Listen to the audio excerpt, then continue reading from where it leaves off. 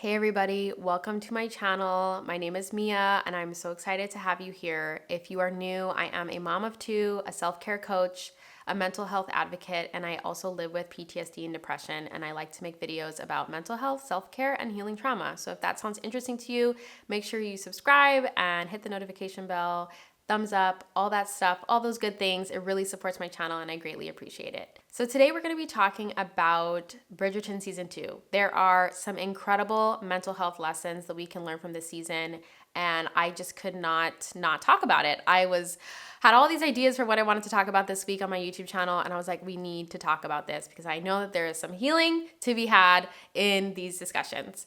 So if you are new to Bridgerton and you're not familiar at all with the show, it's a show that's based in the Regency era, the 1800s of England, with a little bit of a twist. It's available on Netflix if you want to watch it. And yes, there will be some spoilers as I talk about Bridgerton season 2. But if you have no interest in watching the show and you're worried that you won't really be able to follow along in this YouTube video, do not worry. You're going to have so much value from this video. You're going to walk away with the mental health lessons regardless. And of course, I'm going to give you just enough background on the show so that you can follow along.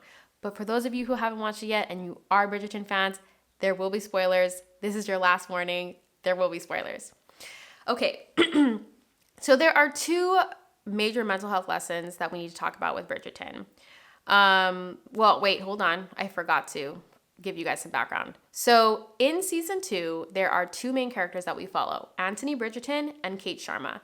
Anthony Bridgerton is the head of the Bridgerton house, and he is, I don't know how old he is. Maybe he's like late 20s, and he is like the oldest of 8 kids, and it's his responsibility to marry well in this show. He needs to marry well to secure a Viscountess because he's Viscount Bridgerton. Because in that time period, it was really important to marry well, to marry somebody of good standing, economically and otherwise, and, that had a good reputation. And Kate Sharma is, she has a younger sister. Both of her parents are passed, and she has a stepmother. And she is trying to help her younger sister get a really good match, a good marriage. She wants her sister to find somebody who's a worthy partner of her sister. She loves her sister so much. She wants her sister to find true love, but also obviously a respectable and economically ideal match. So both Anthony and Kate, who are the main characters, how do I describe this? They're the oldest, and they have a lot in common in that they carry and shoulder a lot of responsibilities, a lot of burdens, a lot of concerns and worries, to the point that it is unhealthy for them. And we see in the show how much this affects them personally. And I know that there's so much that we can learn from this. I related so much to their characters, and I think some of you who are watching this will too. So here are the two mental health lessons that we can learn from it, and I'm going to expand on each one. So the first one is the parentification of children. We see the parentification of children very well demonstrated in this show. And if you don't know what parentification of children is, or what parentification is in general, it's basically when a child has to shoulder adult responsibilities and stressors, which is very terrible for a child's intellectual, emotional, physical development. Children are not meant to be adults. They're not meant to worry about adult things. They're not meant to have adult responsibilities. And when kids aren't able to be kids, it can affect them negatively. We see this with Anthony and Kate's characters because Anthony lost his dad really young and had to become the head of household, and Kate lost her parents and had to basically worry about her family's financial standing, because during that time, if you lost the male head of household, your ability to make money basically becomes zero, and you now need to worry about getting married to a man so that you have a roof over your head. So Kate took on all those responsibilities, and that theme kind of kept coming up throughout the whole show about how much Kate and Anthony had to shoulder the burdens of their entire family and the financial well-being of their family and the reputation and just everything. So Kate and Anthony were parentified, and we see the effects that has. If you are not familiar with that, I want to share and talk about the effects of parentification, because I think a lot of us, we don't talk about this enough. So let's dive into it. So number one if a child is parentified, they lose the opportunity to discover who they are. Because you're not being a child and you're not doing things that you enjoy, you're not playing, you're not pursuing your own interests, there's no time for after school activities, there's no time to hang out with friends, there's no time to read for fun, there's no time for any of that because you're too busy being an adult as a child. And what that happens is you completely become disconnected from the self-discovery process of, oh, I really like this, I'm interested in that, I want to do this. And your entire focus just becomes, taking on adult responsibilities. I related so much to this, and I really want to know if you do too. In the comments, if you could let me know. I became an adult basically when I was 12 years old. I mean, I could argue even earlier, but I'm going to say definitely by 12, I felt like an adult. All manner of childlike things were completely gone. And it was really, really rough. And I remember just having to cook, clean, organize, worry about bills, sell food at flea markets, housekeep, babysit, everything that you could possibly manage. I was homeschooled, so I was doing my own education. I was educating my siblings. I was helping my neighbors with their homework because they needed help. I just was really consumed at 12 with taking care of everyone and everything, not by my own choice, but because I had no choice. And that's what we see in in Bridgerton. Anthony and Kate didn't take on these responsibilities because they were control freaks or because they wanted to feel like they were the head of household. They had no choice because in life, there are always going to be responsibilities, stressors, things we need to do, things we need to deal with, and somebody has to do them. And oftentimes those of us who become parentified children, we don't have anyone to hand those responsibilities off to. So it can be really challenging because even when the parentification becomes too much, there is nowhere to offload that pressure. And then what happens is you just become kind of like this robot. I mean, I remember even down to the colleges I applied to and the career path I was choosing, it was all for the goal of I'm going to become a CEO one day of some big company and I'm going to make a lot of money so that I can save my family from financial ruin and make sure that my siblings are provided for. I'm one of 11 children. I'm number 5. So there was a lot of people to provide for, and I put that completely on my shoulders because I felt like there was no one else I could rely on for that kind of support. And I didn't want my family or my siblings, especially my younger siblings, to suffer or to worry about, food or basic needs like housing and things like that. So, so I share that because I think, we could look at it on the outside and go, okay, you didn't play with dolls or you didn't do the activities you wanted to do. And it's what the busyness of it all does to you, right? It's I wasn't even thinking, what do I want to study? What do I like to do? What lights me up? What makes me happy? And instead, I was just fixated on how can I solve these problems that my family was having?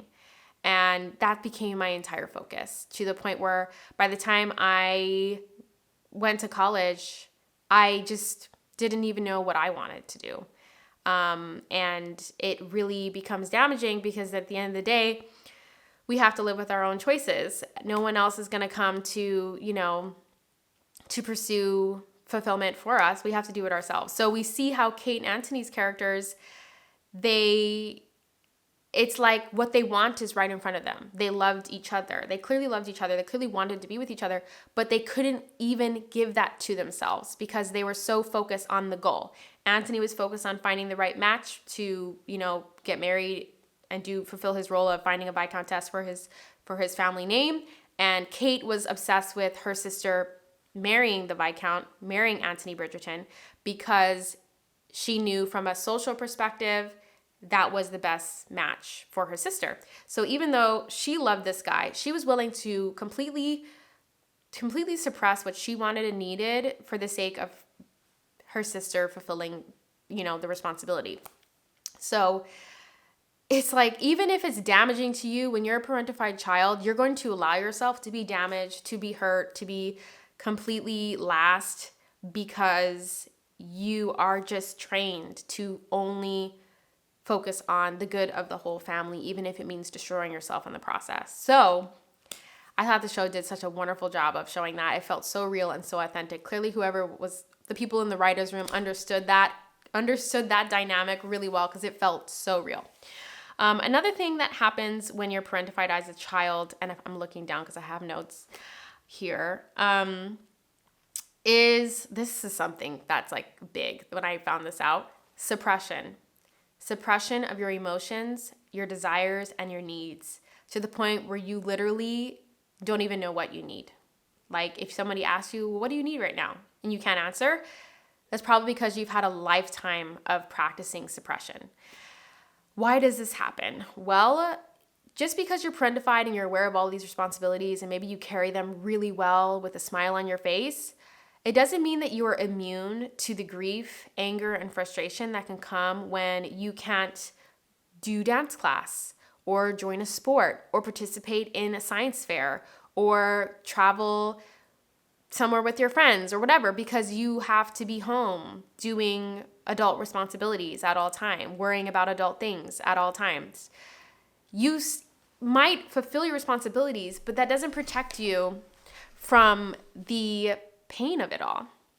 You know deep down as a child that you're missing out on so many things, that you're constantly having to say no to your friends or, negating what you really want to do. Like dance for me has been something I've loved forever. And there is this one dance studio that focused specifically on ballet, and I really wanted to do ballet. And I went to that dance studio 3 times, picked up a pamphlet with like the classes they had and the pricing, got the registration form, went home, filled it out, felt extreme anxiety over the fact that I knew that I couldn't afford these classes.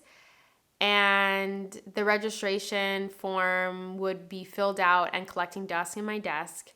And I would go back every year and pick up a pamphlet and registration form, hoping that I would someday make it happen. And I eventually did manifest this. I did finally take classes at this studio when I was 18. I'll put a picture here.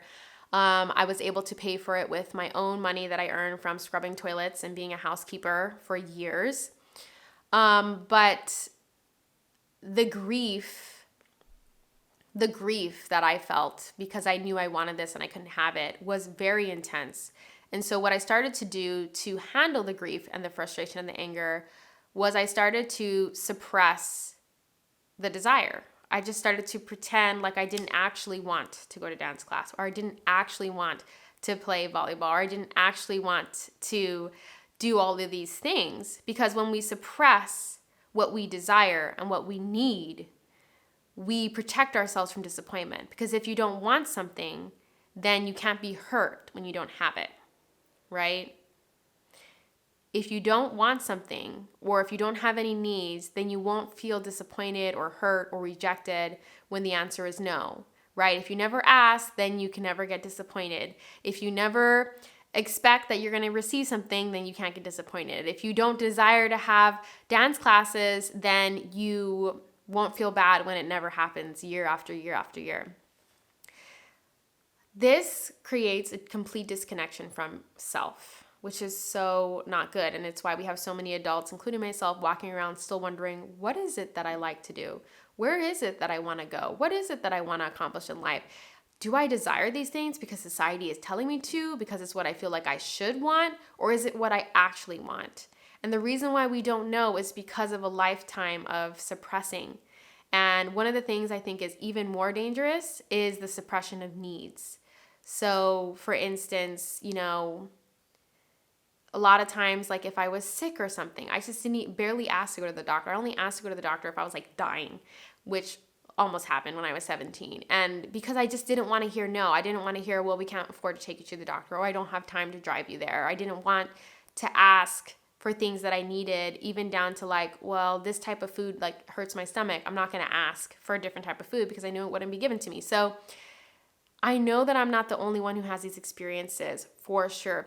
I've had these conversations with my clients in my program, and we talk a lot about this. And surprisingly, a lot of my clients either come from big families or they come from a background of having to be parentified, of having to step up and be an adult at such a young age. And we can all relate to suppressing our needs and how now it's like it's a struggle to just eat when we're hungry. It's a struggle to just make sure like we're being nourished at a basic level because of how long we've practiced suppressing our needs. And so that's another really negative effect of parentification that happens. Disconnection from self, suppression of your desires and your needs to the point where you don't even know what you want to feel fulfilled. You can't even meet your needs. It's like really challenging for you to know when you need to break. For instance, oh my goodness, like I am still working on this. Like when I feel maxed out with home life and parenting and work and I really need a break, it feels next to impossible to leave the house by myself still. It is so hard. My brain, everything in my body says, but there's laundry to do. But your kids want to play with you. But the dishes need to be done. You should order groceries. You need to make a meal plan. You should clean the bathroom sink. It hasn't been cleaned in a week. Every single excuse I can possibly think of comes up of all the things that I should do. And yes, like I said, responsibilities exist. We do need to do those things. But do they always need to come before your own health, your own happiness, your own well-being, your own sanity? Can't you just put in the 2 hours of being alone and come back refreshed and then tackle those things? This is something that I started to practice when my second child was born 3 years ago, but it is still something that I constantly find I have to come back to working on this. My nose is itchy, sorry. I have to keep coming back to working on this because, like I said, I never left the house to do anything fun. It was very, very rare. And when I was a kid. And so it makes sense why it's so hard for me now to leave my home without my family. It's only, for me in my brain, it's like, it's only okay to go if your family are with you and you're doing a family activity together. But how dare you go somewhere alone to do something just you want to do, to spend money on something that just you desire to have?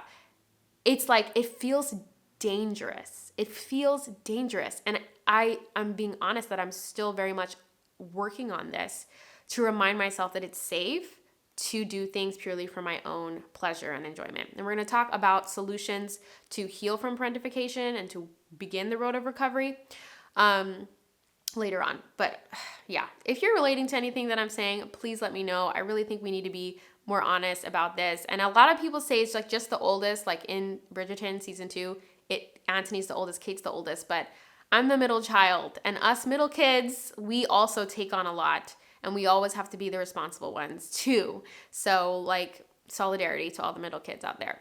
Another thing that can happen with parentification is, this is a good one. We place all our value in doing what other people want us to do. We place all of our self-worth in making other people proud. This is so dangerous. This is so dangerous, and this is still something I'm working on. Because we become adults at a young age at the request of our parents, we're constantly like, look, mom and dad, I cleaned the whole house. Look, I did all of these things. I did all of that. And that ends up showing up in adulthood in how we engage and interact in the workplace and at home and in our relationships. It's always, I'm valuable when so-and-so is proud of me. I'm valuable when my boss tells me I did a good job. I'm valuable when, my friends at the mom group think I'm a great mom. I'm valuable when my numbers on YouTube hit a certain number, because it's all about what other people perceive, other people's opinions, other people's feelings mean. If they're positive, I get to feel valuable and worthy. And if they're negative, then I'm worthless and I'm a piece of trash. That is what parentification of children does. It's like you are only valuable if you are doing all of these things and making other people proud and happy. It has nothing to do with how you feel, nothing to do with how you feel about how you're living your life, how you feel about your choices, your decisions. And this has been a really challenging thing. And I mean, I'm in Portugal now. I've moved from California to try out living here for a year. And that required that I take a lot of people's opinions and feelings about my decision and put it in a box and set that box on fire. Because nobody, like, if I was like, oh, well, I can only do this move if other people want me to do it, if other people are proud that I'm doing it, if other people feel positively about it. And that's why parentified children grow up to be adults that are paralyzed by decision fatigue and analysis paralysis and other people's opinions. We're waiting for the green light from everybody else. We don't even know what our own internal green light is, or if something feels right to us. And going to Europe and living abroad for a year is something that's been on my heart since I was 9 years old. Like, I was obsessed with geography books and history and architecture, and I learned a lot about the architecture and history and art of Europe. And I was like, I really want to go there and experience that. And yeah, it really, that whole placing your value in the hands of somebody else, it's so dangerous, because then it's every day you could wake up and it could be like, well, tell me if I'm valuable today. Tell me if I'm valuable today, kids. Tell me if I'm valuable today, husband. Tell me if I'm valuable, coworkers. Tell me if I'm valuable, boss. Tell me if I'm valuable, random person on the street who was having a bad day and got mad at me. Literally, your whole day and trajectory of your life and the way that you feel about yourself is determined by everybody else but you. Hopefully, I've made clear how dangerous and unhealthy that is. Okay, I know this is sounding really, really sad right now, but hopefully you're having some epiphanies, and don't worry, some really great solutions are coming up, because I have been working on healing this for the last 8 years. So my nose is so itchy. So I have some good tips for you. Okay, the second thing, this is the last mental health lesson that I learned from Bridgerton season 2, is people pleasing, and how toxic and horrible and life corrupting it is. So hopefully from Bridgerton season 2, if you've watched it, you notice that when you're people pleasing, okay, let's define it really quick. People pleasing is when you modify what you say and what you do, how you dress, how you act, everything. When you modify your whole self to be pleasing to others, okay? It is very connected to parentification of children. If we had a Venn diagram, they'd be like this. Like, people pleasing, I would say people who are parentified as children are more likely to become people pleasers. So in the show, this manifested as not having any boundaries. For instance, Anthony didn't want to marry this woman who, like, he was pursuing. He just felt like he had to marry her because she was the right match according to society's standards. There's a complete lack of boundaries there. This is Anthony's life. This is his body. This is his future. This is his time, his money, everything, his health, everything. Marrying somebody is a huge deal. And he completely just threw out all boundaries around his time, energy, body, money, everything to pursue this marriage with somebody he didn't like. I'm not talking about Kate. I'm talking about somebody else. That's a recipe for disaster. So, but he was doing it because he was trying to please his mom, please his family, please society. So people pleasing became more important than having boundaries. Another thing that people pleasing causes is resentment. And we saw this so clearly, but with Kate and Anthony, but especially with Anthony, everyone in his family, again, he's one of 8 kids, everyone in his family expressed like how annoying it was that Anthony was always so burdened and upset and resentful. And they would say things like, can't you just make yourself happy, brother, so that we don't have to constantly have to hear you drone on about how unhappy you are to carry the family and how we all make your life miserable because we exist, because you have to be responsible for us, because you're the head of household. It was just so evident how Anthony's lack of boundaries, how his people pleasing was causing him to be resentful because he couldn't pursue what really made him happy. And as a result of that, that resentment was taken out on his mom. It was taken out on his siblings. It was making everybody miserable. And that was so evident that his misery was affecting everybody. And there's something I really want to point out here that a lot of us seem to forget. We think that when we become parentified children, or we take on too much responsibility, or when we don't take care of ourselves, or when we're people pleasers, we think it's my life and it's my problem and it's my burden and it doesn't affect anyone. That is a lie. That is a complete and utter lie. When you are doing well and feeling good and happy and healthy, that spills out and touches every area of your life. Your work, your community, the people who live with you, the people you pass on the street, the strangers you come in contact with, they experience your well-being, your wholeness, your fulfillment, your happiness, your health. And the opposite is true. When you are resentful, unhappy, burned out, exhausted, the people who live with you are definitely experiencing that, as well as everybody else that comes in contact with you. And that's why I believe that self-care and taking care of ourselves and prioritizing our well-being is not just like this nice to have thing. It's truly essential to having a healthy world. Because when we think about individuals and the way that we interact with everyone around us, it's so important that we take full responsibility for our health and whatever we can do to like take care of that. It's just like so important. And I never saw that more clearly than when I became a mom. When I saw that if I didn't sleep well, it affected my kids. I had shorter patience, less likely to take them outside, all of these things. It affected them, and my decision making wasn't great either. And when I did take care of myself, when I did make sure I got as much rest as possible, obviously as a mom, there are lots of obstacles, lots of challenges, but I saw how that directly impacted my kids and made for a better day and a better experience. So it's just like where there was some doubt before and I thought, oh, like, you know, if I burn myself out, it's my problem. If I pull all-nighters 7 days in a row, it's my problem. If I'm sick, it's my problem. Nope. Ever since I became a mom, I saw clearly it is not just my problem, it's everyone's problem. It affects everyone around me. It affects how I show up at work. It affects how I show up in my marriage. And it's just, we really need to start acknowledging the connection and that we're not just these individual, like, you know, people with orbs around us and we don't interact with other people when it doesn't affect other people. It really does. And we see that so clearly in Bridgerton. I loved how much they showed that everyone just wanted Anthony to be happy so that he would stop, like, taking his anger out on everyone, so that he would stop bringing his negative energy everywhere. And I thought, yeah, that's why it's so important for us to prioritize, like, our own happiness.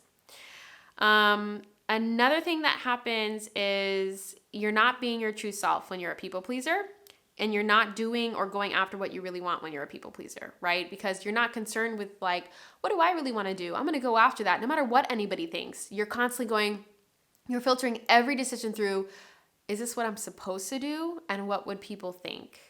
Which is so unhealthy. And I've been there. Let me know if you've been there too, where it's just like, I feel this like spark inside my body and I'm like, oh my gosh, I really want to do that. That would be so fun and exciting. And then I realize that I'm filtering that decision through, well, what would people think? Like, I'm a mom. Like, what would they think if I did this? What would they think if I, you know, moved to Europe? Like, what would they think if I'm not, like, I have 2 kids. Like, according to society standards, I should have bought a house like 3 years ago. My oldest is almost 6. You know, it's like, you should buy a house, you should do this, you should have 2 cars, you need a garage, you need this. And I was like, I literally sold all the things I accumulated and moved across the globe with my 2 kids and my husband. Like, everything, all the things that I remember like buying my first leather couch. Like, I bought a really nice leather couch. It cost a lot of money. And I'm like, okay, this is my first real couch. I'm going to start decorating my apartment. And when I tell you, when that couch arrived, I felt like this weird sickness in my stomach. Like, I just felt nauseous.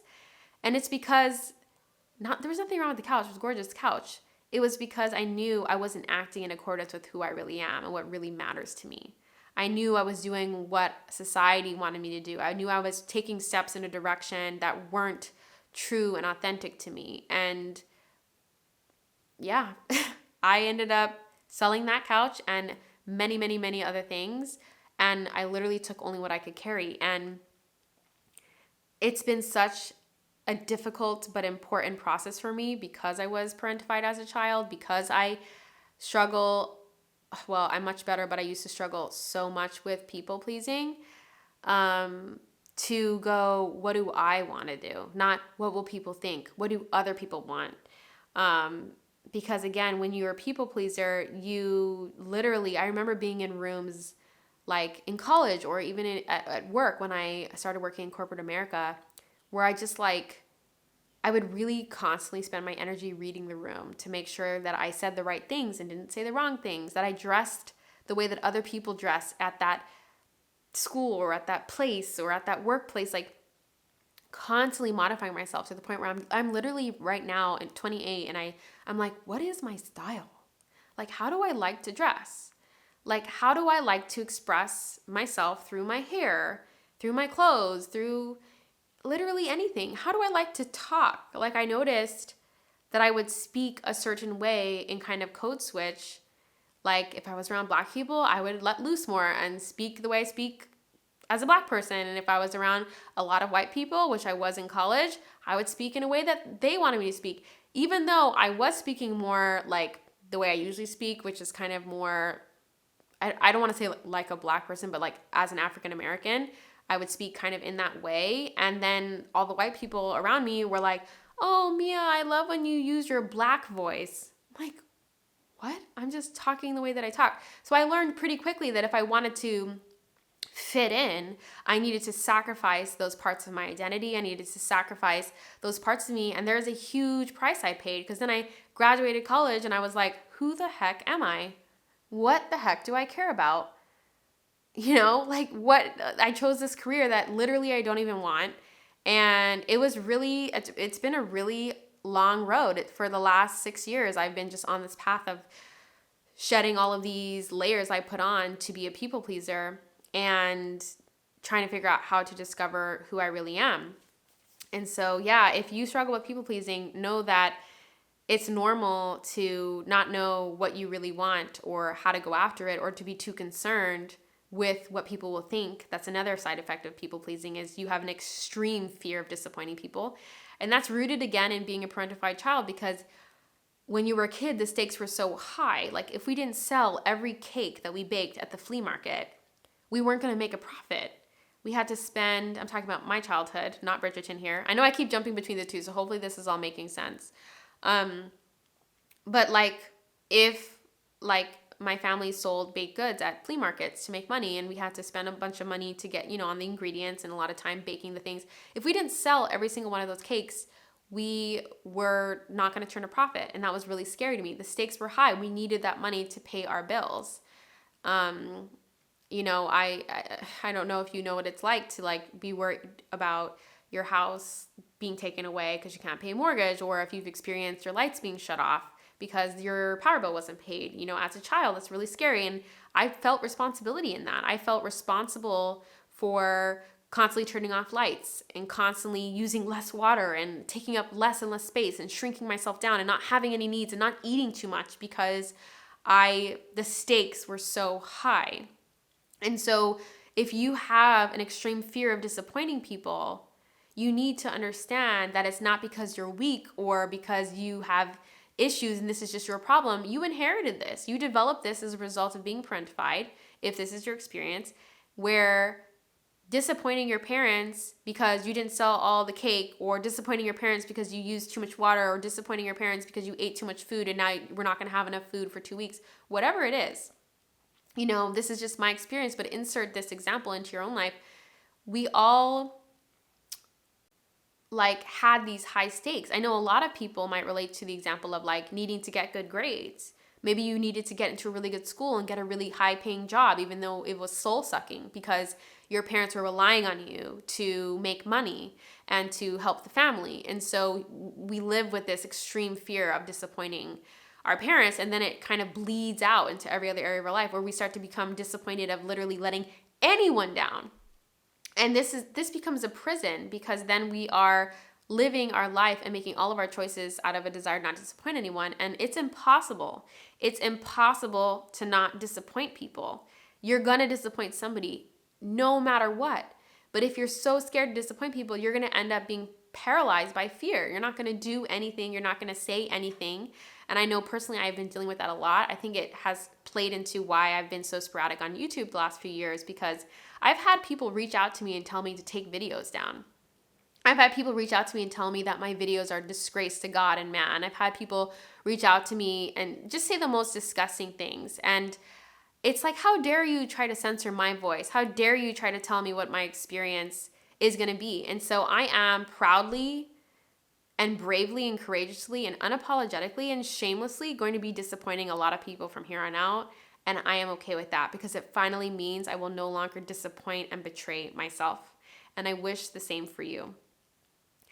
One of the things that really helped me, and we're getting into the solutions part, one of the things that really helped me with working on becoming okay with disappointing people is recognizing that at the end of my life, the only person who has to deal with the repercussions and the consequences of my decisions is me. All the people I worked so hard to please, all the people I worked so hard to get their approval, they're not going to be the one laying on that deathbed going, wow, I really regret all the things I didn't do. I'm going to be the one that feels that regret. You're going to be the one that feels that regret. So who do you want to live for? Like, who do you want to make proud? I hope it's yourself. I hope you want to feel proud of yourself when you're on your deathbed. I hope that you can look back. I hope that we both can look back on our lives and go, wow, I am so proud of everything that I did, of all the risks I took, of all the things I tried, of all the desires I fulfilled, of all of the dreams that I went after, even though it disappointed some people. And I think some of the hardest parts is that, at least in my experience, the people who are disappointed, they always seem to be the people closest to you, family and friends.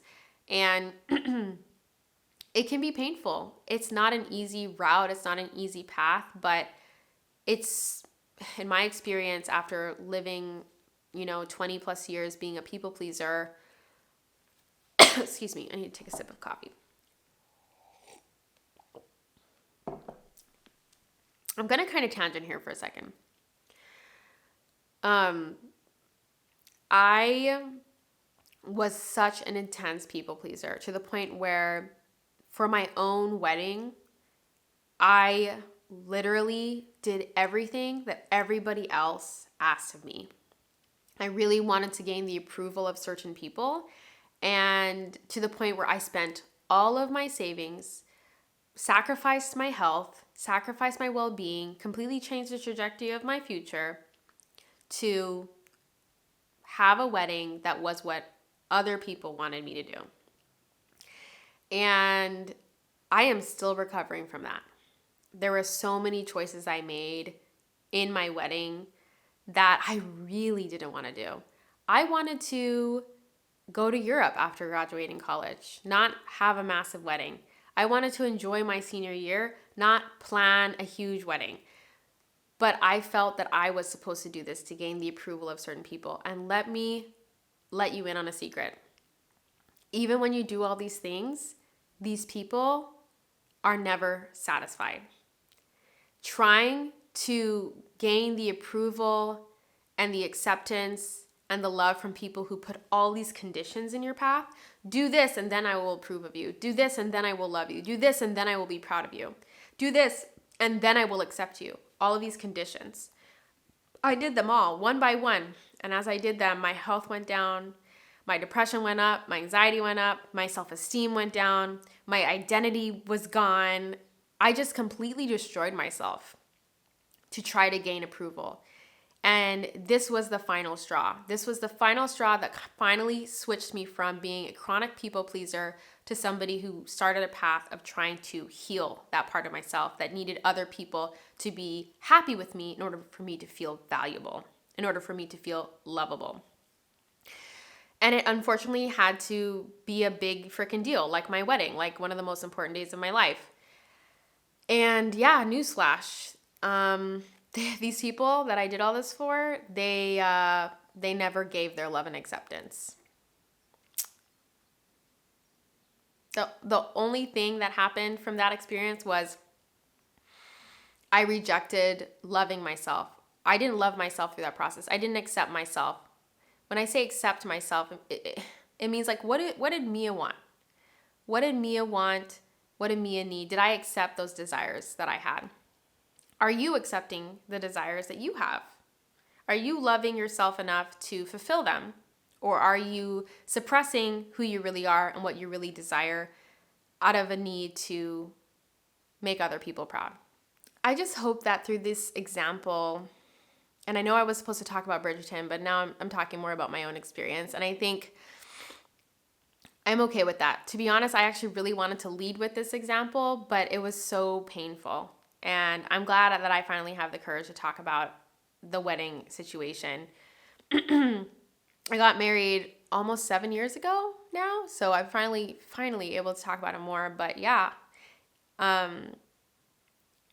it's so much better to, obviously nobody wants to hurt anybody's feelings, but if you have to choose, it's so much better to just disappoint other people than to constantly disappoint yourself.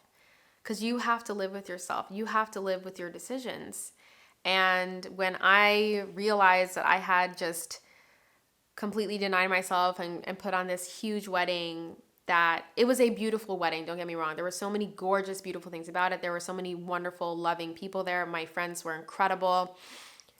There were a lot of good things, but I betrayed myself through the whole process. And that's just what I want people to walk. I want you to walk away from this video realizing that trying to be a people pleaser, it is an unwinnable game. There is no way to win, because people who put conditions in front of you that you have to fulfill in order to have love and acceptance and belonging, people who do that, they're unsatisfiable. People who are conditional with you, they're conditional with themselves. They're struggling with their own self-criticism. They're struggling with their own self-disappointment. They're struggling with their own self-hatred sometimes. And so they make it the focus on you, that you need to do this and you need to do that. Like, you don't want those people in your life, because you don't deserve to constantly be playing this game of trying to win love and acceptance in a game that is designed for you to constantly fail. There will always be one more thing that these people want from you, promising love and acceptance and approval, and it will never come. It will never come. And so I just encourage you, as a first step, to make a promise to yourself that you will do your best to not betray yourself anymore, that you will do your best to consider your own feelings first before making a decision that only considers everybody else. And I want you to know that you will fail at this. You will fail at this, because you have a lifetime of practice in being a people pleaser, a lifetime of practice in putting yourself last. You know, I've been working on this diligently for 8 years, and I still have the pattern of being a people pleaser. The only difference is I recognize it now, and I can choose to respond differently. And some days I respond in a way that honors me, and some days I respond in a way that falls back into old patterns. And regardless of the reaction I have, I try to remember to hold myself with a lot of grace and compassion. So yeah, that would be the first step in working on this, is make a promise to yourself that you're going to do your best to work on this pattern, becoming aware of it, and doing your best not to betray yourself. Another solution I want to give you, if you want to start healing all of this stuff, is to acknowledge that you were forced to be an adult way too early. So when it came to parentification, a lot of times we want to make excuses and say, well, my parents, they weren't trying to hurt me. They didn't have a choice. They needed me to step up and help. You know, I had a single mom, or we had a lot of kids and we needed to make money. I totally understand that. I completely know exactly what you're talking about. Hold on, I need to take another sip.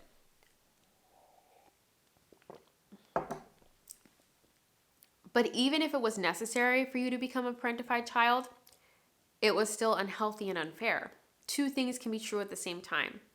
You can acknowledge it was necessary that I grew up really fast. My family needed me to grow up really fast. And it was really hurtful, and it was unfair, and it makes me angry, and it makes me sad, right? We need to learn to hold space for all of the feelings that come up regarding situations in our life, because if we just want to choose one or the other, it's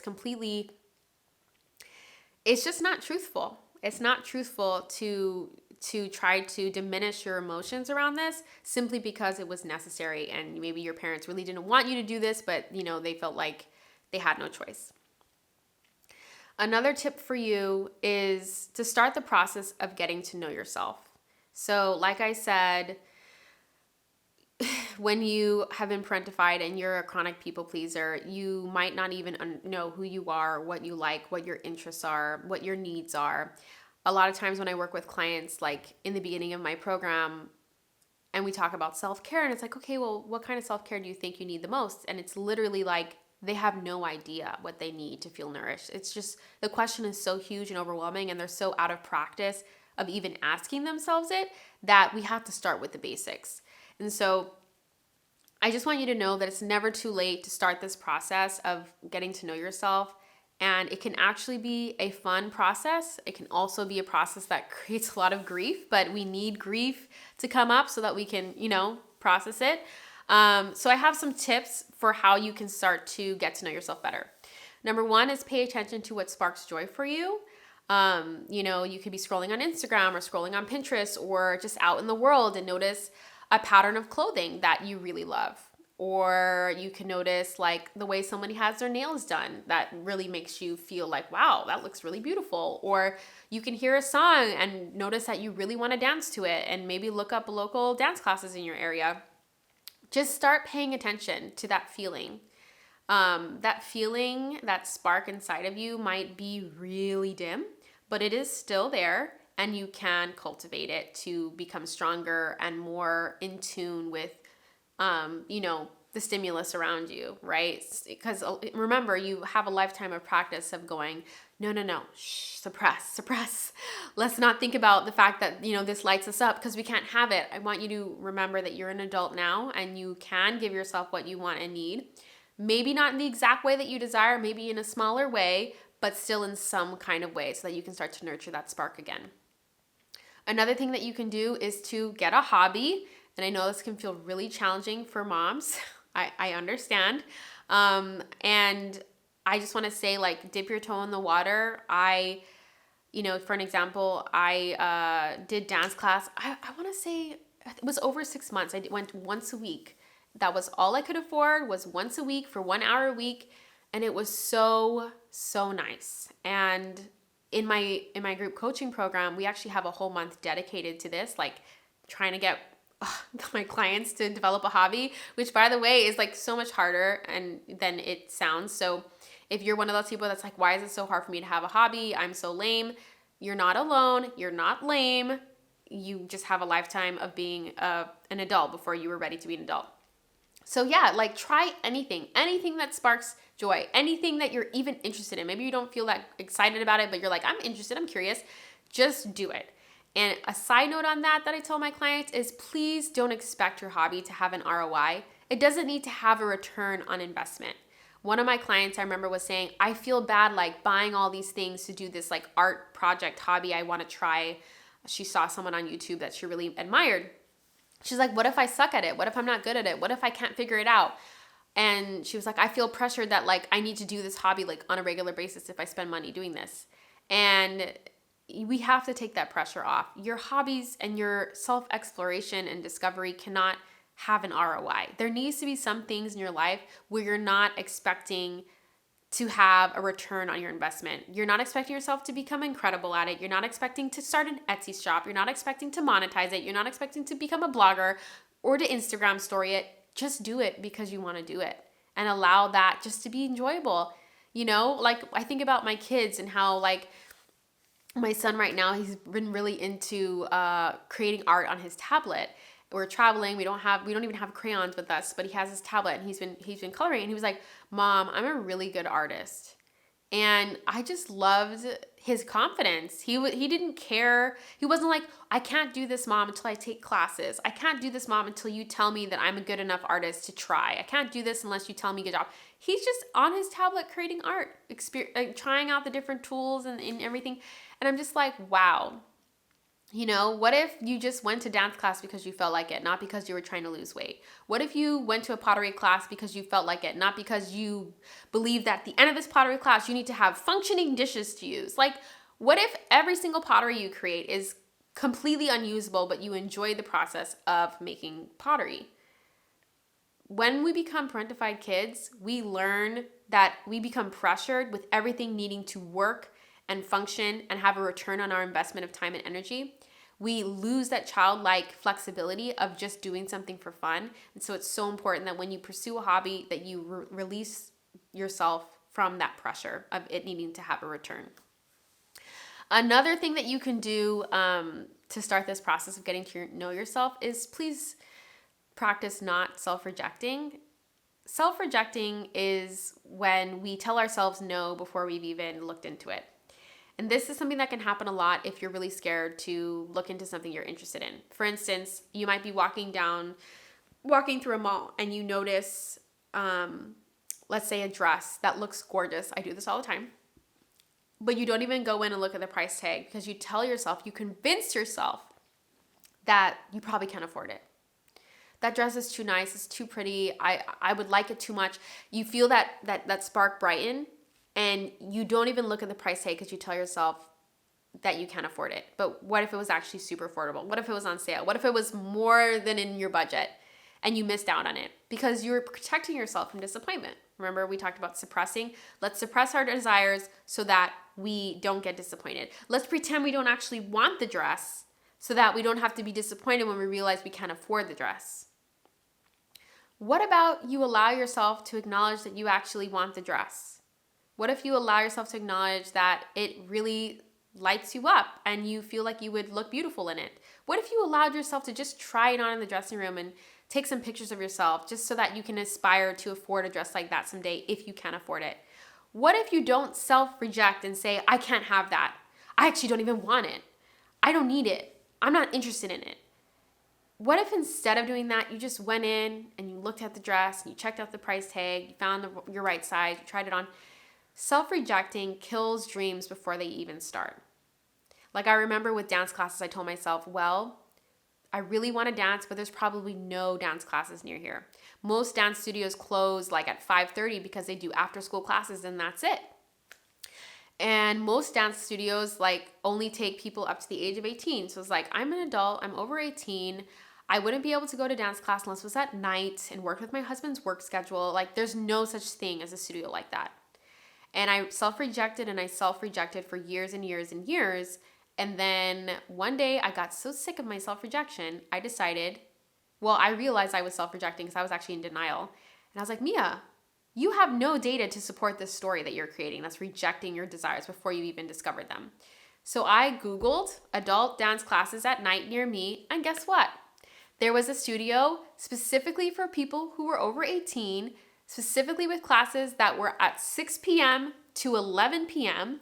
for adults who want to dance after work. And it was 9 minutes away.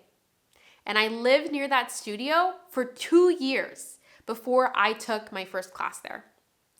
What I wanted and needed was right next to me, and it was perfectly within my budget. And I didn't even look it up because I was self-rejecting.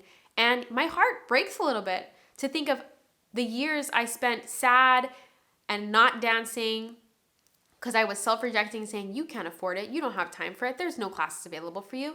And I ended up, I'll put a little video here, I ended up taking class there for over 6 months, once a week, and it was the highlight of my life and got me through one of the worst seasons of depression I've ever had. And I made really good friends with my dance teacher, and I'm just so grateful. I literally almost stayed in Orange County just because of this dance class. That's how much it meant to me. So please take that story as a reminder to not self-reject. Another thing that you can do is to make fun the goal and try to make it the goal weekly. So even if you have no idea what classes you would take or what to do, try to have fun once a week.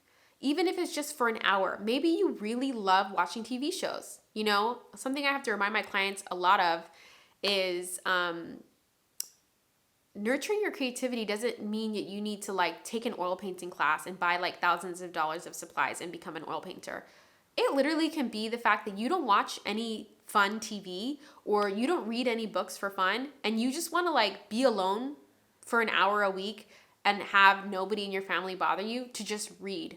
Buy your favorite snacks, get that book that's literally just for fun and doesn't have any life lessons, and just tell your family, hey, from 11 a.m. to 12 noon every Sunday, I have a date with myself where I will be closing my door and in my room reading or watching my favorite TV show, and I need you guys to fend for yourselves. They will do it, okay? They will survive and they will do it. And even if they're upset about it, they will still survive, okay? They get to feel however they want to feel about the rules that you set up. But one of the things I encourage my clients to do when we work on nurturing creativity is creating boundaries around a time, a select time every week. Because if you don't know where to start, you don't want to commit to a class, there's got to be something that you can do, but you need to build it into your schedule. You need to communicate that boundary to the other people in your life, and you need to show up and honor it so that you can start to nurture that part of you. I call this type of work brilliant self-care.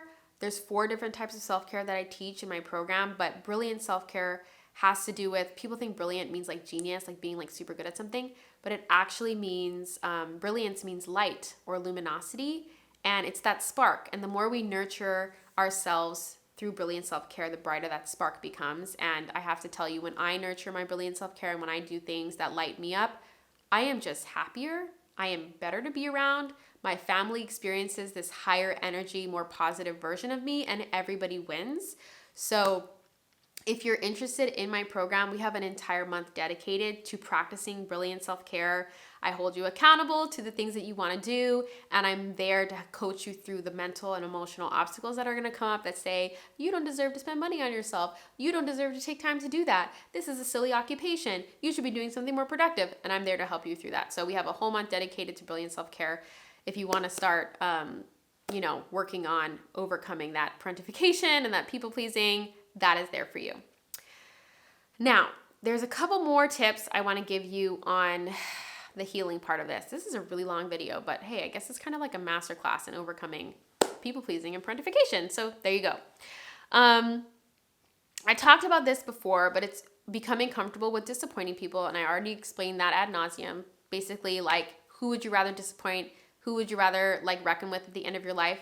Disappointing your mom or disappointing yourself? You're going to be the only one with your thoughts at the end of your life. So I highly recommend that you disappoint your mom and not yourself. Setting boundaries. I just expressed this. Setting boundaries and using your voice.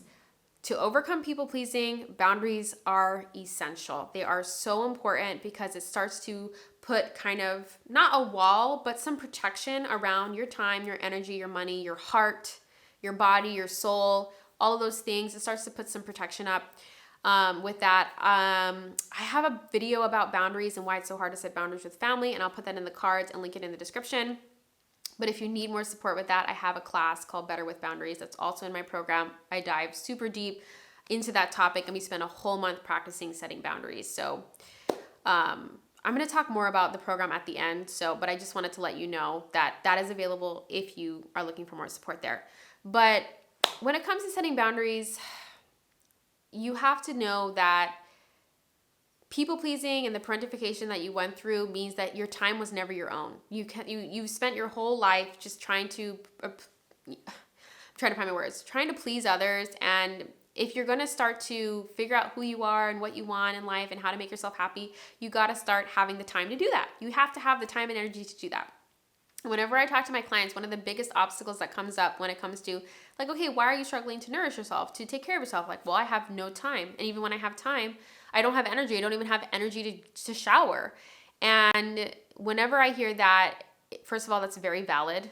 A lot of us people pleasers, a lot of us women are overextended and overstretched, especially the moms. And the answer to that is setting boundaries, because until you free up time, space, and energy, there's just not going to be capacity to take care of yourself. And here are a few more tips that I really love. You need to affirm that your value is inherent. Your value is inherent. Your self-worth is inherent. That means you don't need to earn it. You always had it. You always have it. You always will have it. You don't need to earn it. You don't need anybody to grant it to you. You don't need to do anything or accomplish anything or win anything to be valuable, to be lovable. You are valuable and lovable as you are. This is something that I am really working on, because the people in my life who were supposed to love me, protect me, and take care of me rejected me and hurt me. And that's brutal. I talk a little bit about being a survivor of abuse in other videos. But I have an 8 out of 10 ACEs score. If you don't know what that is, that's Adverse Childhood Experiences score that healthcare providers use to evaluate how much trauma you've been through. So 8 out of 10 is considered pretty high. So I've been through a lot. And what that does to you and the people who are supposed to love you hurt you is it really makes you feel like you are inherently unlovable. And so if you're an abuse survivor, I just want to validate that this is one of the harder things to apply and to practice, but it's absolutely the most important, because as long as we continue to live by this story that, well, if I was valuable, I wouldn't have been hurt. If I was valuable, I would have been taken care of by the people who were supposed to take care of me. As long as we live by that story, we will always struggle and be unhappy, because we are placing such a powerful thing, which is feeling and being loved, into other people's hands. And so it's so important that we practice and affirm, I am lovable and I am valuable just as I am. I always have been and I always will be. My value, my self-worth, my deservingness is inherent. It has always belonged to me, and I do not need to earn it. And I just want to pass that on to you. If you're struggling with self-worth, self-love, self-esteem, self-respect, all the things, it's inherent and you do not need to earn it. And a lifetime of parentification and people-pleasing will really take it out of you. But this is the work, this is the practice. I really want to make a guided meditation to help all of us with practicing that our value is inherent. So that will be coming. But I have a couple other guided meditations, and I'll link those in the description as well. Another thing I want you to practice affirming is that it is safe for you to be happy and that you deserve to be happy, because one of the things that parentification of children can do to you is make you feel like happiness is not for you. You're just supposed to be responsible and take care of everybody else's happiness and maintain everybody else's happiness at the expense of your own. And which, going back finally to the Bridgerton example, we see how the fixation that Anthony and Kate had on making their families happy and satisfied was taking a huge toll on themselves. Wait, let me check my audio really quick.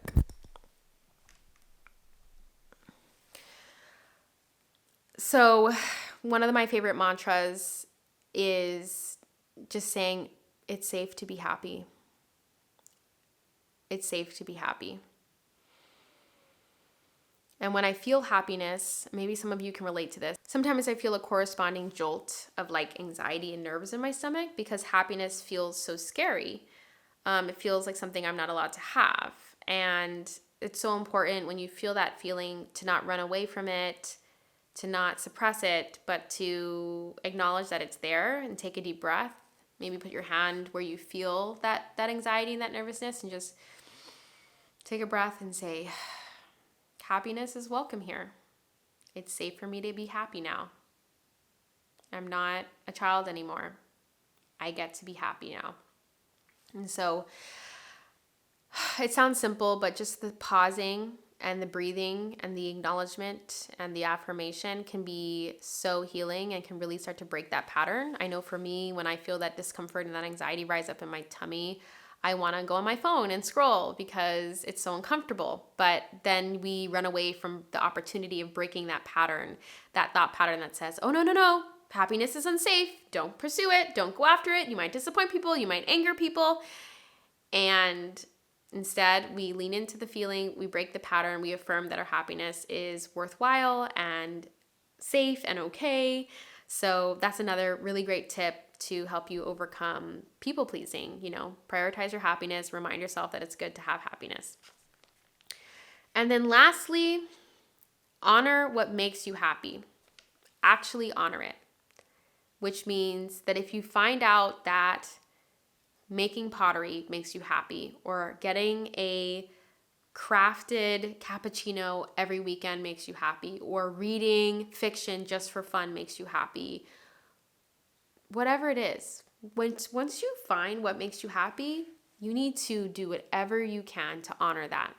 Not once and then done, but regularly and often, to keep to keep nourishing that spark, to keep practicing that brilliant self-care, because you deserve it. You deserve to honor what makes you happy, to really own it and not downplay it or suppress it or pretend like it doesn't actually make you feel what it makes you feel, and to really embrace that.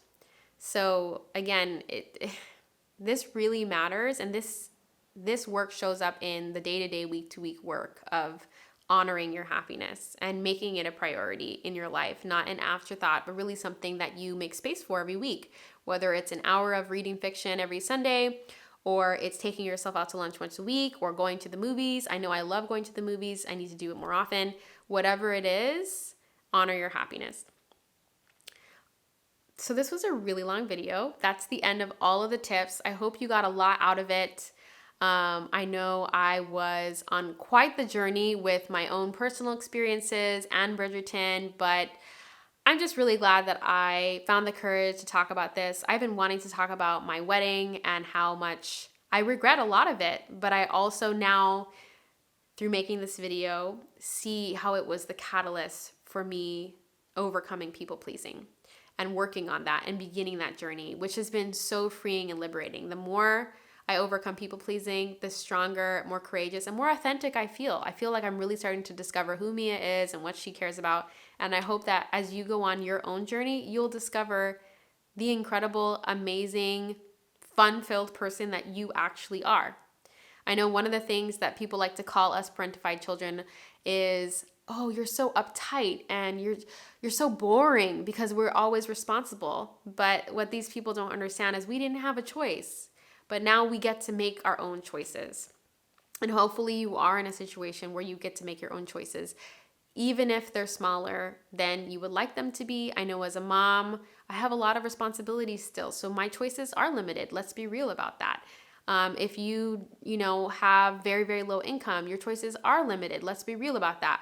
But let's not throw in the towel and do the all or nothing thing and act like we can't apply any of the tips I shared, or act like we can't have any happiness, because that is just not true. Let's stop self-rejecting. Let's stop self-negating. Let's start to actually cultivate our inner spark and allow ourselves to have the happiness that we deserve. So, one last announcement, my program, The No Longer Last Journey, which is a group coaching program that I've created. I've been hosting it for almost a year and a half now. It's been such a fulfilling and amazing ride. It's designed for women who want to prioritize their health, happiness, and well-being. And as I expressed throughout the video, every month we have a different focus, whether that's basic self-care, brilliant self-care, setting boundaries. We have a whole month where we're just focused on setting boundaries. Every month we work on a different tool or mindset or healing in order to help you get better and better at prioritizing your health, happiness, and well-being. And my program is reopening with a special discount code and special bonuses on May 9th, which is the day after Mother's Day in the United States. So May 9th, I will be letting my email subscribers know about the discount code and about the great bonuses. And if you want to make sure that we're in touch and that you have access to all that information, make sure you're on my email list. I'll make it the first link in the description. Get on the email list, because that will be the best way to keep in touch with all of this information. And I'll be sharing more about all of the different classes. It's a 12-month program. So this is no quick fix like, change your life in 6 weeks things. No, it's over the span of 12 months. You work on healing, practicing, unlearning, learning within community, with accountability, with coaching. And so it really is a transformative group coaching experience that I've had over a dozen women go through. And I have so many great testimonials from these women about how my program has changed their life. And I would love to have you in it. So if you're interested in that, get on the email list. And if you just want a synopsis, maybe some of these tips and solutions I shared today about how to overcome people pleasing and how to heal from being a parentified child, if you want those tips like on the wall where you can see them, I'm going to be creating a beautiful printable that I'm going to be emailing to my email list. Again, same link, just get on the email list. And I'll be sending out a printable so that you can post it in your office, in your home, on your fridge, and all of these tips I talked about paying attention to what sparks joy, getting a hobby, don't self-reject, the affirmations I discussed about it's safe to be happy and my value is inherent. I will be putting all of those in a printable and sending those out this week. So either way, getting on my email list is the best way to get access to all of these resources and to know about all my special promotions and my special bonuses. So I just want to say thank you so much for spending time with me, time is our most valuable resource, right? We never get it back again. The time we spend is gone. And so I just want to say thank you for spending that time with me. I do not take it for granted, and I really appreciate you all being here as I figure out how to return to YouTube, get back in my creative flow, honor my desire of speaking more and sharing more on here. And I'm just super grateful to all of you who are supporting that. If you enjoyed this video, do not forget to give it a thumbs up and leave a comment. It really helps the algorithm of YouTube to recommend my videos to other people, and which of course is super helpful to me as a content creator. And yeah, that's all of the updates and announcements. I feel a little bit raw after this video. Being a parentified child and a people pleaser is something that has affected me deeply. And I know I'm not alone in that, and you're not alone in that, because pretty much all of my clients have some level of experience with these things too. We just don't have enough safe spaces to talk about it. So I'm just excited to open up this conversation here, and feel free to ask me questions or share your experience in the comments. I'm always here to read your experiences and to listen to you, and I appreciate you being here. All right, I will see you next week, and hopefully an email later this week. I can't wait to connect with you more. Take good care of yourself, and let's start honoring our joy, honoring our happiness, and loving ourselves, even if it means disappointing other people. All right, see you next time. Bye.